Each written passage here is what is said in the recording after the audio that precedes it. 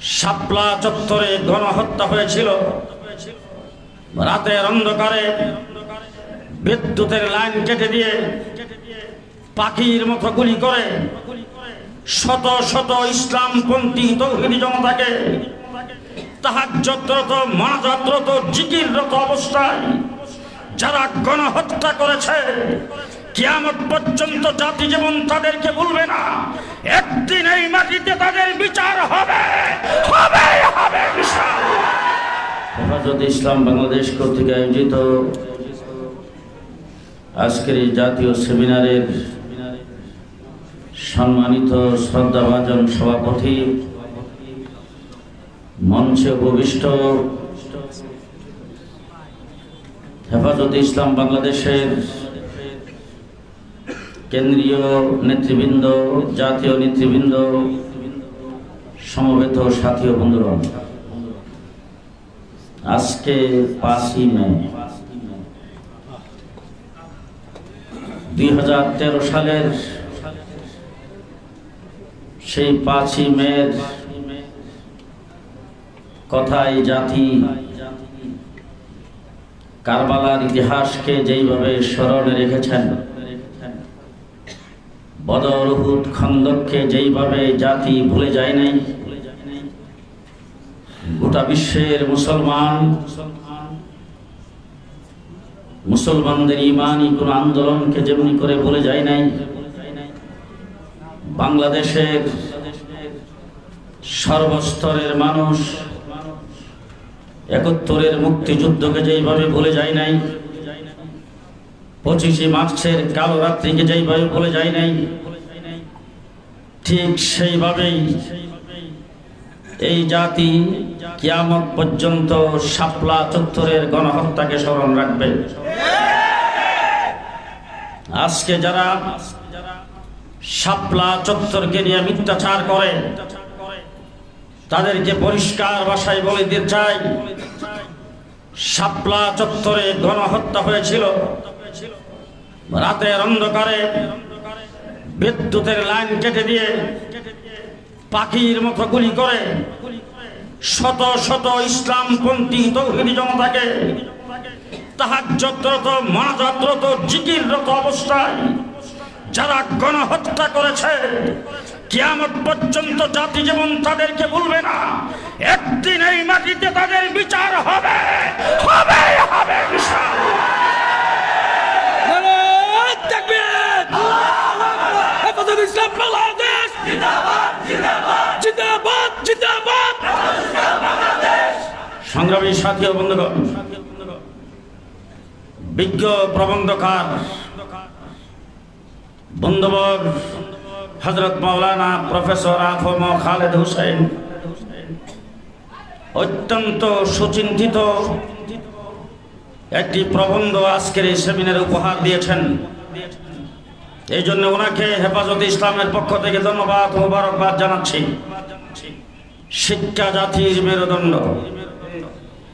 আজকের দিনে টকশোতে অনেক আলোচক, আমার দেশের অনেক বুদ্ধিজীবী বলে থাকেন শিক্ষা জাতির প্রাণ। কিছুদিন পূর্বে আমার দেশের মাননীয় প্রধানমন্ত্রী ছাত্রছাত্রীদের সামনে বক্তব্যে বলেছেন, শিক্ষাই সবচাইতে বড় সম্পদ। আমি জিজ্ঞাসা করতে চাই, কোন শিক্ষা সবচাইতে বড় সম্পদ? গত রমজান মাসে ঢাকা ইউনিভার্সিটিতে যেইভাবে রং তামাশা হয়েছে, সাংবাদিকদের প্রশ্নে তারা বলেছেন রোজা রেখেছেন, তারপরও এটাকে রোজা ভঙ্গের কোনো কারণ মনে করেন না, রোজার কোনো ক্ষতি হবে না। যেইভাবে রঙ্গ তামাশা আমরা দেখেছি, আরে কোনো মুসলমান দূরের কথা, কোন সভ্য জাতি সেটাকে সমর্থন করতে পারে না। আজকে ধর্মীয় শিক্ষা না থাকার কারণে দেশ যারা পরিচালনা করেন, তাদের কেউ কেউ যখন বক্তৃতায় দাঁড়ায়, বক্তৃতায় বলে ঈদুল আজহার জানাজার নামাজ। আজকে আমরা দেখেছি ধর্মীয় শিক্ষার সামান্যতম না থাকার কারণে আমার কওমি মাদ্রাসার যখন স্বীকৃতি দিয়েছেন, সনদের স্বীকৃতির আলোচনা যেই সংসদে হয়েছে, স্পিকার থেকে শুরু করে মন্ত্রী মিনিস্টার এবং কোন সংসদ সদস্য আমাদের নামটাও ভালো করে উচ্চারণ করতে পারে না। সংগ্রামী সাথী বন্ধুগণ, একটা জাতিকে ধ্বংস করার মূল হাতিয়ার হলো শিক্ষা এবং সংস্কৃতি। আজকে আমার দেশে গাপ্পি মেরে থাকা ইসলাম বিরোধী নাস্তিক আর মুক্তাদেরা এই দেশ থেকে ইসলামকে এবং সংস্কৃতিকে ধ্বংস করে দেশ নাস্তিক আর মুক্তাদে পরিণত করার জন্য এই দেশে শিক্ষা সিলেবাস নিয়ে পায়তারা করছেন।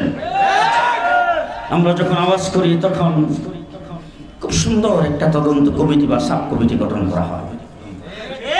আমাদের গ্রাম দেশে বলে শিয়ালের কাছে মোরগ পানি। কাদেরকে দিয়ে সেই সাব কমিটি গঠন করা হয়? যারা সেই পায়তারাগুলি করছেন। শরীফ থেকে শরীফার গল্পের জন্য সাব কমিটি গঠন করা হয়েছে। শুনতে পেরেছি রিপোর্ট দিয়েছেন এটা ইসলামের সাথে সাংঘর্ষিক, তার মধ্যে কিছুই নাই, কয়েকটা আকার ইকার পরিবর্তন করে দিলেই চলবে। পরিষ্কার ভাষায় বলতে চাই, শতকরা 92% মুসলমানের দেশে মুসলমানদের ট্যাক্সের পয়সায় পরিচালিত স্কুল কলেজ ইউনিভার্সিটিতে মুসলমানের সন্তান পড়বে, উজুর ফরজ জানবে না, গোসলের ফরজ জানবে না, হালাল হারাম জানবে না, তা হতে পারে না। প্রত্যেকটা স্তরে ইসলামী শিক্ষাকে বাধ্যতামূলক করতে হবে। এই জন্য উলামায়ে কেরামের মাধ্যমে কমিশন গঠন করতে হবে। কে কে রাজি আছেন হাত তুলে দেখান।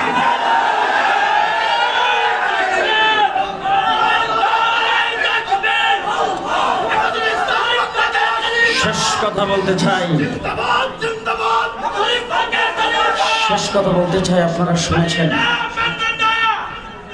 আপনারা শুনেছেন এবং আপনারা বুঝতে পেরেছেন, এই নিয়ে আলোচনা করেছেন।